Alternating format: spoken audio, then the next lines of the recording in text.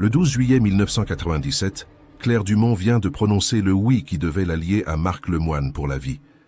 Mais à 16h30, quelques minutes seulement après la cérémonie, la jeune mariée de 24 ans disparaît sans laisser de traces dans le petit village de Saint-Rémy-en-Bugey. Son bouquet de roses blanches gît abandonné sur le gravier. Ses chaussures de satin restent introuvables et personne ne comprend comment une femme peut s'évaporer en plein jour devant une centaine d'invités. 15 ans plus tard, une découverte macabre dans une forêt de l'Aisne va révéler que Claire n'a jamais quitté la région. Et la vérité qui va émerger est bien plus terrifiante que tout ce que sa famille avait pu imaginer. Mais avant de poursuivre, prenez un moment pour nous dire en commentaire de quelle ville vous nous suivez. N'oubliez pas de vous abonner à la chaîne et d'activer les notifications pour ne rien manquer de nos prochaines investigations. Revenons maintenant à cette histoire troublante. Pour comprendre cette disparition qui va marquer à jamais la paisible commune de l'Aisne, il faut d'abord connaître Claire Dumont.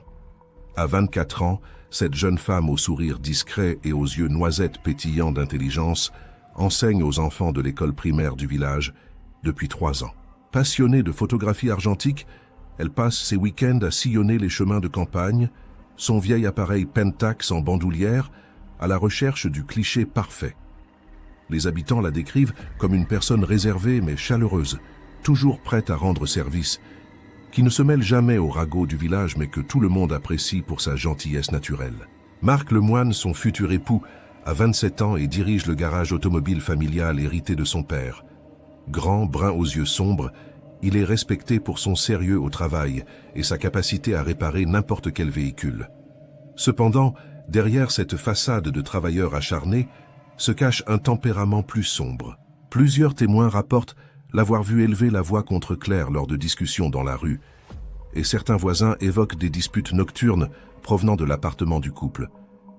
Mais dans le Saint-Rémy-en-Bugey des années 90, on ne s'immisce pas dans la vie privée des autres, et ces signaux d'alarme restent murmurés à voix basse. Élise Dumont, la mère de Claire, n'a jamais caché ses réserves concernant ce mariage. Cette couturière de 49 ans, veuve depuis 5 ans, connaît sa fille mieux que quiconque. Elle a remarqué ces derniers mois un changement subtil dans le comportement de Claire. Plus silencieuse, moins souriante, elle semble porter un poids invisible sur les épaules. Lorsqu'Élise tente d'aborder le sujet, Claire balaie ses inquiétudes d'un « tout va bien, maman », qui ne convainc personne. Henri Dumont, le père, employé communal de 52 ans à la santé fragile depuis son infarctus de l'année précédente, préfère éviter les conflits et fait confiance au choix de sa fille, même s'il partage secrètement les doutes de son épouse. Sophie Martin, la meilleure amie de Claire depuis l'enfance, sera témoin de mariage. Cette institutrice de 26 ans, mariée et mère d'un petit garçon, connaît Claire comme sa sœur. Elle remarque elle aussi les changements récents de son amie. Claire évite certains sujets, change de conversation quand Sophie évoque l'avenir et semble parfois absente, perdue dans ses pensées. Quelques semaines avant le mariage, Sophie a tenté d'aborder le sujet. Mais Claire s'est contentée de lui serrer la main en murmurant « Je sais ce que je fais, Sophie. Fais-moi confiance ». Le matin du 12 juillet 1997 se lève radieux sur Saint-Rémy-en-Bugey. Dès 8 heures, l'effervescence gagne la maison familiale des Dumont, rue de la Mairie. Élise aide sa fille à enfiler la robe qu'elle a confectionnée elle-même, un modèle en satin ivoire, brodé de perles nacrées, dont elle est particulièrement fière. Claire se tient droite devant le miroir de sa chambre d'enfance, mais son reflet ne renvoie pas l'image d'une femme rayonnante de bonheur. Son visage est pâle, ses mains tremblent légèrement lorsqu'elle ajuste son voile. À 14h30, le cortège se forme devant l'église Saint-Pierre. Marc, élégant dans son costume sombre, attend sa future épouse au bras de sa mère. Quand Claire apparaît au bras de son père Henri, un murmure admiratif parcourt l'assistance. La cérémonie se déroule sans accroc. Le père Moreau, curé de la paroisse depuis 15 ans, unit les jeunes gens selon les traditions.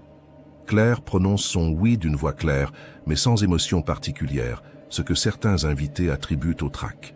Après la séance photo traditionnelle sur le parvis de l'église, les convives se dirigent vers la salle des fêtes municipales pour le vin d'honneur. C'est là que les choses vont basculer. Vers 16h15, plusieurs témoins, dont le cousin de Marc, Antoine Roussel, remarquent une discussion animée entre les nouveaux époux derrière le bâtiment. Les voix portent On entend Marc hausser le ton, utiliser des mots durs, tandis que Claire semble tenter de l'apaiser. La dispute dure environ 10 minutes avant que Marc ne revienne seul vers les invités, le visage fermé, prétextant que Claire a besoin de quelques minutes pour se ressaisir. Sophie Martin, inquiète, part à la recherche de son amie. Elle la trouve près du parking, marchant seule en direction de la petite allée qui longe le cimetière communal. Claire tient encore son bouquet de roses blanches et de gypsophiles, mais ses chaussures de satin ont été abandonnées quelque part, et elle avance pieds nus sur les graviers. « Claire, où vas-tu » lui lance Sophie. Son amie se retourne, et Sophie sera marquée à vie par l'expression qu'elle lit dans son regard. Un mélange de peur et de détermination qu'elle n'avait jamais vu auparavant. « Je dois réfléchir, Sophie. Dis aux autres que je reviens bientôt, » répond Claire avant de disparaître dans l'allée ombragée. C'est la dernière fois qu'on verra Claire Dumont vivante. Quand, 1 heure plus tard, Marc et les invités constatent que la mariée n'est toujours pas revenue, l'inquiétude commence à monter.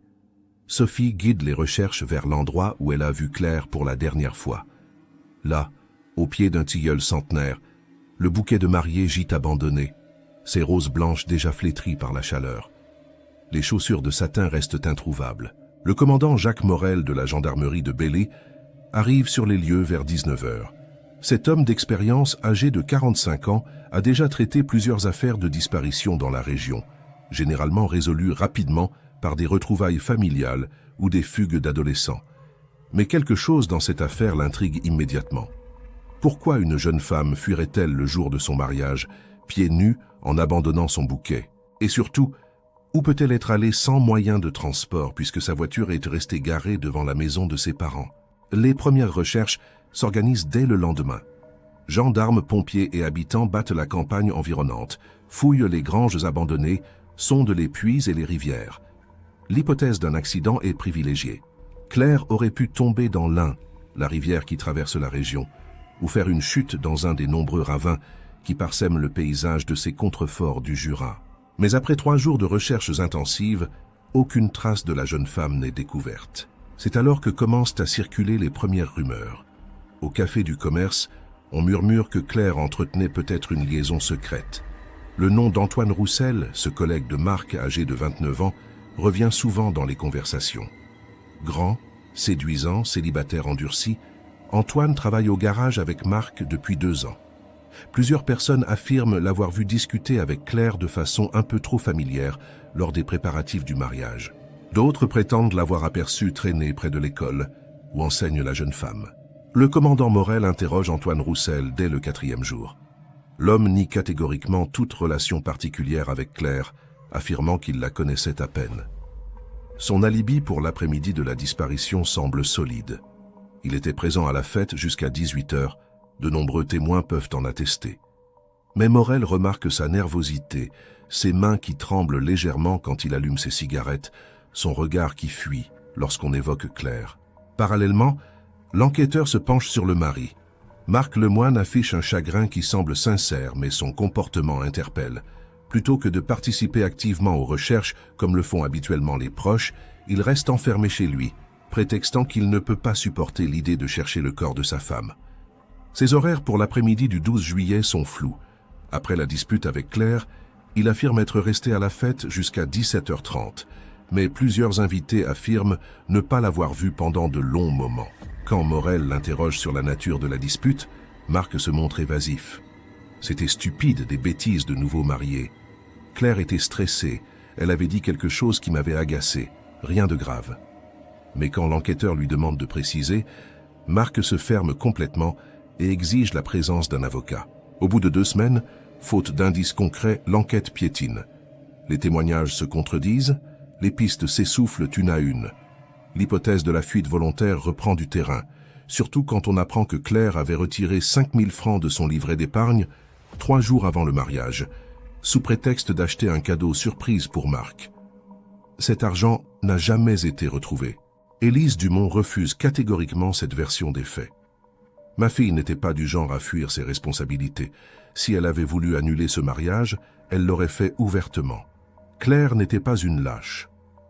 La mère de la disparue se lance dans sa propre enquête parallèle, interrogeant tous ceux qui ont côtoyé sa fille ces derniers mois. Elle découvre des détails troublants, Claire avait confié à sa collègue institutrice qu'elle regrettait certains de ses choix récents. Elle avait aussi demandé à son médecin des somnifères, se plaignant d'insomnie depuis plusieurs semaines.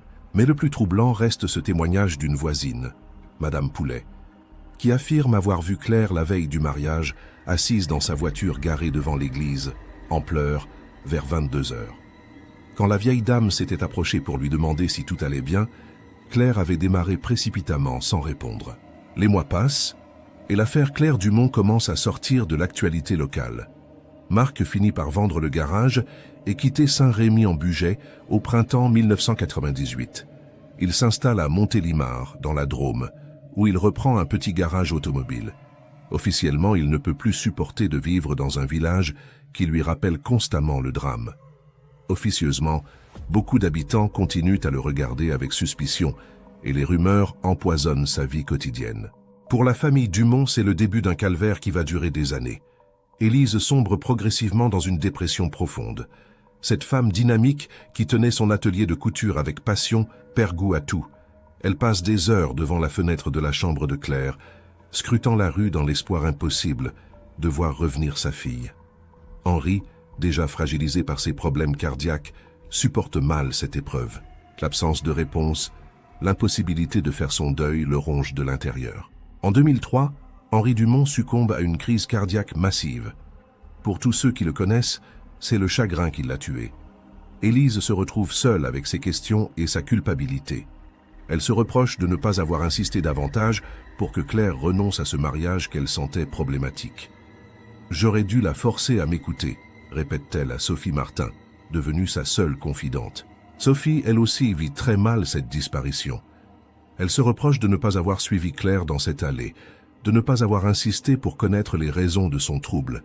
« Si j'avais été une meilleure amie, si j'avais compris qu'elle était en danger, peut-être que, confie-t-elle au commandant Morel lors d'un de leurs entretiens réguliers. Car Jacques Morel n'a jamais vraiment abandonné l'affaire Claire Dumont.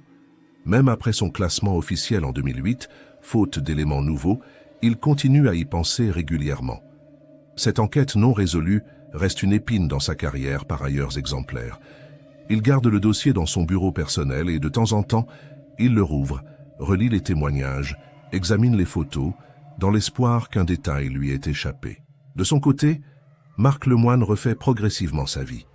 En 2005, il épouse Sylvie Mercier, une aide-soignante de 32 ans rencontrée dans un club de tennis à Montélimar. Le couple s'installe dans un pavillon de banlieue et adopte un mode de vie discret, loin de l'agitation de Saint-Rémy-en-Bugey. Marc évite soigneusement toute évocation de son premier mariage. Quand Sylvie lui pose des questions sur son passé, il se contente de réponses laconiques. « Ma première femme a disparu le jour de notre mariage. C'est trop douloureux d'en parler. » Mais le passé a la fâcheuse tendance à ressurgir quand on s'y attend le moins. Le 23 octobre 2012, un matin d'automne particulièrement brumeux, Paul Bertrand, un retraité passionné de mycologie, parcourt la forêt de Seillon, une vaste étendue boisée située à une quarantaine de kilomètres de Saint-Rémy-en-Bugey. À 68 ans, cet ancien instituteur connaît ses bois comme sa poche. Il y vient depuis des décennies ramasser champignons et châtaignes, suivant des sentiers qu'il a tracés lui-même au fil des ans. Ce matin-là, Paul s'aventure dans une zone qu'il explore rarement, attiré par la présence de ce qui ressemble à des ceps de Bordeaux près d'un vieux chêne abattu par une tempête. En contournant l'arbre déraciné, son pied bute contre un objet métallique à demi enfoui sous les feuilles mortes. Intrigué, il dégage ce qui s'avère être une boîte à outils rouillée, du genre que les artisans utilisaient dans les années 90. La curiosité l'emporte sur la prudence. Paul force le fermoir oxydé et ouvre la boîte.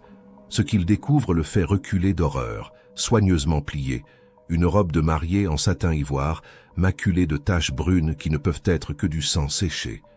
Sous la robe, des chaussures de satin blanc, une jarretière bleue et un voile brodé de perles nacrées. Paul Bertrand, malgré sa stupeur, a suffisamment regardé de séries policières pour savoir qu'il ne faut toucher à rien. Il referme délicatement la boîte, marque l'emplacement avec des branches et se précipite vers sa voiture pour appeler la gendarmerie.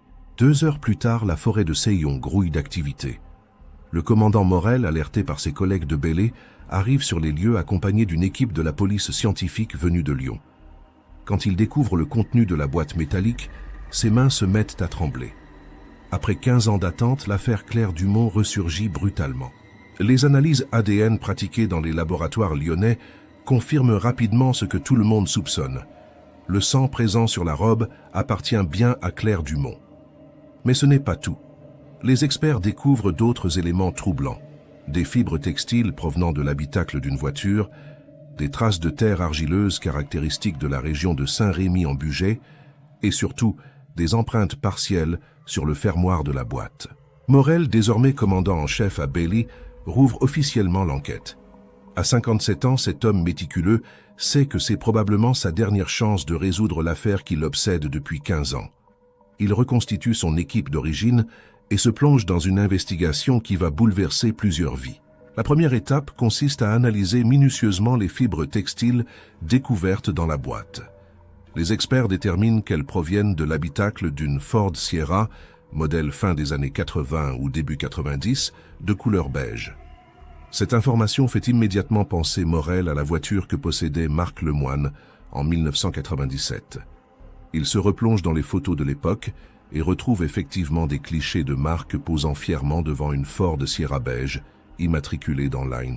Mais Marc a vendu cette voiture en 1999 et elle a probablement changé de main plusieurs fois depuis. Retrouver sa trace relève du parcours du combattant. Heureusement, les services de la préfecture ont conservé les archives et après des semaines de recherches administratives, Morel parvient à localiser le véhicule. Il finit sa carrière dans une casse automobile de la banlieue lyonnaise. L'examen de l'épave, 15 ans après les faits, ne donne pas grand-chose. Mais les techniciens parviennent néanmoins à prélever quelques fibres dans le coffre et l'analyse révèle des traces de sang humain en quantité infime mais suffisante pour une identification ADN.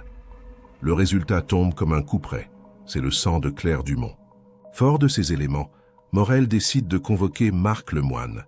L'homme, désormais âgé de 43 ans, vit toujours à Montélimar avec sa seconde épouse. Le couple a eu 2 enfants et Marc dirige un petit garage qui marche bien. Physiquement, il a peu changé. Toujours cette allure de bon artisan provincial. Peut-être un peu plus de rides autour des yeux, quelques cheveux gris sur les tempes. L'arrestation a lieu un matin de février 2013, à 6 heures, au domicile des Lemoine. Marc ne manifeste aucune surprise, comme s'il attendait ce moment depuis des années. Il se contente de demander à embrasser ses enfants avant de suivre les gendarmes. Sa femme Sylvie, effondrée, découvre d'un coup que l'homme avec qui elle partage sa vie depuis 8 ans pourrait être un meurtrier. L'interrogatoire commence dans l'après-midi, dans les locaux de la gendarmerie de Bailey. Morel, face à Marc, ressent une émotion particulière. Cela fait 15 ans qu'il attend ce moment. Marc, lui, semble résigné. Il répond aux questions d'une voix monocorde, sans chercher à nier l'évidence. « Vous savez pourquoi vous êtes là, Marc ?» commence Morel. « Je suppose que vous avez trouvé quelque chose dans cette boîte, » répond Marc sans lever les yeux. « La robe de Claire avec son sang, et des fibres de votre voiture. Vous voulez nous expliquer ?» Marc reste silencieux pendant de longues minutes, puis finit par craquer. « Je ne voulais pas la tuer. Il faut que vous compreniez ça. Je l'aimais. » Et les aveux commencent, par bribes, entrecoupés de silences et de sanglots. Marc raconte cette dispute du 12 juillet 1997, derrière la salle des fêtes. Claire lui avait annoncé qu'elle ne pouvait plus continuer, qu'elle avait fait une erreur en l'épousant, qu'elle voulait partir loin de Saint-Rémy-en-Bugey et recommencer sa vie ailleurs. Les 5000 francs retirés de son livret, c'était pour cela, s'enfuir et divorcer.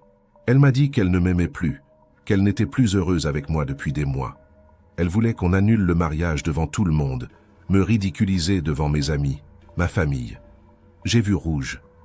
Marc explique qu'il l'a giflée violemment, que Claire est tombée en arrière et a heurté sa tête contre l'angle d'un muret en pierre. Il y avait du sang, beaucoup de sang. Elle ne bougeait plus. J'ai paniqué. Persuadé d'avoir tué sa femme, Marc a porté le corps inconscient de Claire jusqu'à sa voiture garée derrière le bâtiment, à l'abri des regards. Il l'a allongée dans le coffre et a roulé jusqu'à la forêt de Seillon, un endroit qu'il connaissait pour y avoir chassé avec des amis quelques années plus tôt. Quand j'ai ouvert le coffre, elle respirait encore. Elle a ouvert les yeux, elle m'a regardé, elle a essayé de parler, mais elle n'y arrivait pas. Il y avait tellement de sang. C'est là que Marc commet l'irréparable. Pris de panique à l'idée que Claire puisse témoigner contre lui, il l'étrangle avec ses mains. Je n'ai pas réfléchi. J'avais peur d'aller en prison, peur du scandale. Je me suis dit qu'elle allait mourir de toute façon à cause de sa blessure à la tête. Après avoir tué Claire, Marc creuse une fosse peu profonde dans la terre meuble de la forêt et y enterre le corps. Il garde la robe ensanglantée, les chaussures et les accessoires, dans l'idée de les brûler plus tard. Mais il n'y parvient jamais, gardant ses macabres souvenirs dans une boîte à outils qu'il finit par abandonner dans la forêt quelques mois plus tard. De retour à Saint-Rémy-en-Bugey, Marc joue parfaitement son rôle de mari-époux. Il participe aux recherches, console sa belle-mère, répond aux questions des gendarmes. J'étais devenu très fort pour mentir. Je me suis presque convaincu moi-même que Claire avait fugué. Grâce aux indications de Marc, les enquêteurs retrouvent les restes de Claire Dumont dans la forêt de Seillon, à quelques centaines de mètres de l'endroit où la robe avait été découverte. 15 ans après sa disparition, la jeune institutrice peut enfin reposer en paix. Le procès de Marc Lemoine s'ouvre en octobre 2015 devant la cour d'assises de l'Ain, à Bourg-en-Bresse. L'affaire passionne la région, et de nombreux habitants de Saint-Rémy-en-Bugey font le déplacement pour assister au débat. Élise Dumont, désormais âgée de 67 ans, est présente chaque jour au premier rang. Cette femme brisée par 15 années d'incertitude veut entendre de la bouche de Marc pourquoi il a tué sa fille. L'accusée, défendue par Mé Patricia Moreau, une avocate lyonnaise spécialisée dans les affaires criminelles, plaide les coups mortels sans intention de donner la mort pour la blessure à la tête et reconnaît l'homicide volontaire pour l'étranglement. Mon client était jeune, amoureux, il a perdu la tête face à l'humiliation, plaide l'avocate. Il regrette profondément ses actes et a collaboré à l'enquête. Mais M. Jean-Claude Fouquier, qui représente la famille Dumont, dresse un portrait accablant de Marc. Il évoque les violences conjugales, la personnalité possessive de l'accusé, sa capacité à mentir pendant des années. Marc Lemoine a tué sa femme parce qu'elle voulait le quitter. C'est un féminicide classique, aggravé par une mise en scène cynique qui a fait souffrir une famille entière pendant 15 ans. Le témoignage le plus émouvant est celui de Sophie Martin, venue raconter les derniers instants qu'elle a partagés avec son amie. Claire avait peur. Je l'ai lu dans ses yeux ce jour-là. Je me reproche encore de ne pas avoir compris qu'elle était en danger mortel. Sophie avoue avoir longtemps pensé à se suicider, rongée par la culpabilité. Élise Dumont, elle, refuse de regarder Marc pendant tout le procès. Quand on l'invite à la barre pour évoquer sa fille, elle se contente de dire « Claire était une femme bien, qui méritait de vivre. Elle avait 24 ans, toute la vie devant elle. Cet homme nous l'a volée. » Après 4 jours de débat, le jury délibère pendant 6 heures. Marc Lemoine est déclaré coupable d'homicide volontaire avec préméditation et condamné à 25 ans de réclusion criminelle. En entendant le verdict, l'accusé s'effondre en larmes, tandis qu'Élise Dumont pousse un soupir de soulagement mêlé d'amertume. « Aucune condamnation ne me rendra ma fille », confie-t-elle aux journalistes sur les marches du palais de justice. Aujourd'hui, Marc Lemoine purge sa peine à la maison centrale de Saint-Quentin-Fallavier. Sa seconde épouse, Sylvie, a demandé le divorce et a déménagé avec leurs 2 enfants dans le sud de la France, loin de ce passé qui les rattrape. Elle ne lui rend plus visite et a changé de nom pour échapper au regard. Élise Dumont est décédée en 2018, à l'âge de 70 ans. Les habitants de Saint-Rémy-en-Bugey affirment qu'elle n'a jamais vraiment surmonté la perte de sa fille, malgré la résolution de l'affaire. Elle repose désormais aux côtés de Claire et Henri dans le petit cimetière du village, là même où la jeune mariée avait été vue pour la dernière fois 15 ans plus tôt. Sophie Martin continue à vivre dans la région.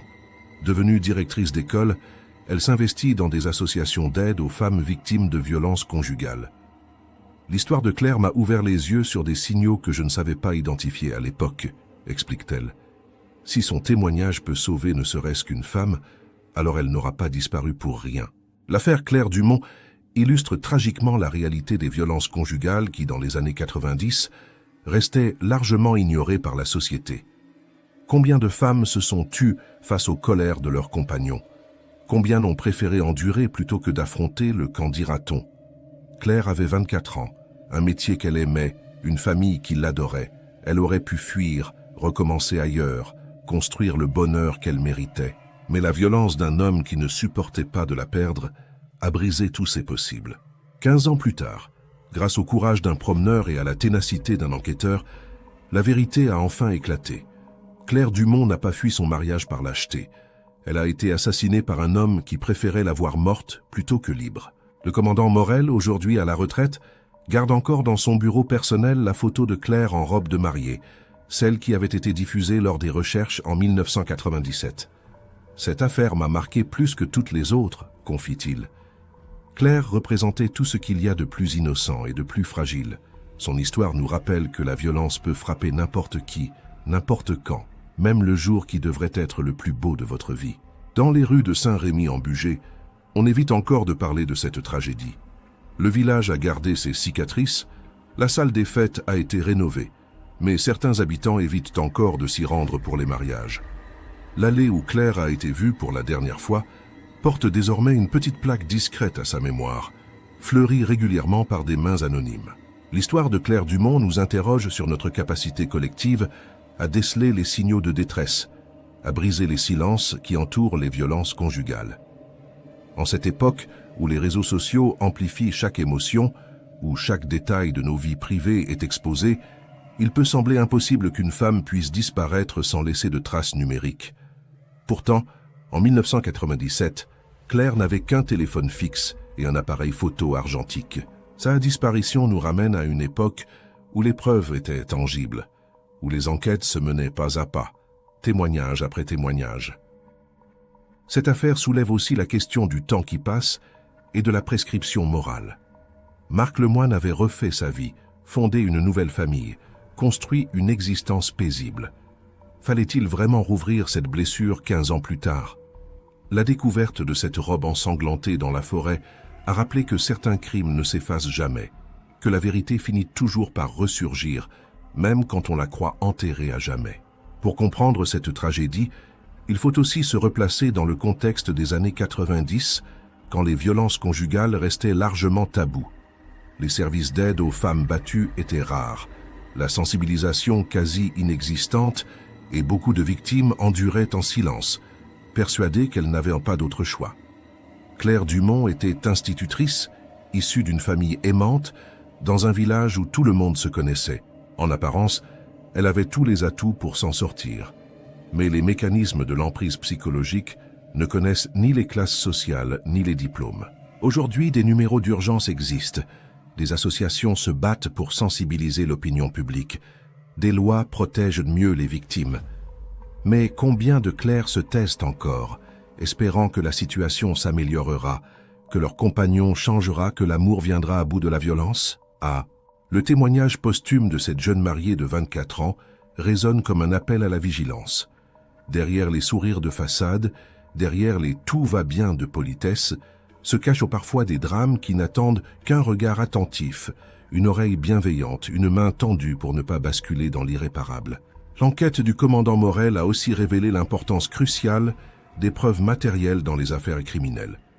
Sans cette robe conservée dans une boîte métallique, sans ces fibres textiles analysées 15 ans plus tard, Marc Lemoine n'aurait probablement jamais été inquiété. Il aurait terminé sa vie en homme libre, gardant son secret jusqu'à la tombe. Cette dimension technique de l'enquête illustre les progrès considérables de la police scientifique. Ce qui était impossible à détecter en 1997 est devenu routine en 2012. Mais au-delà des aspects techniques, l'affaire Claire Dumont reste avant tout une histoire humaine.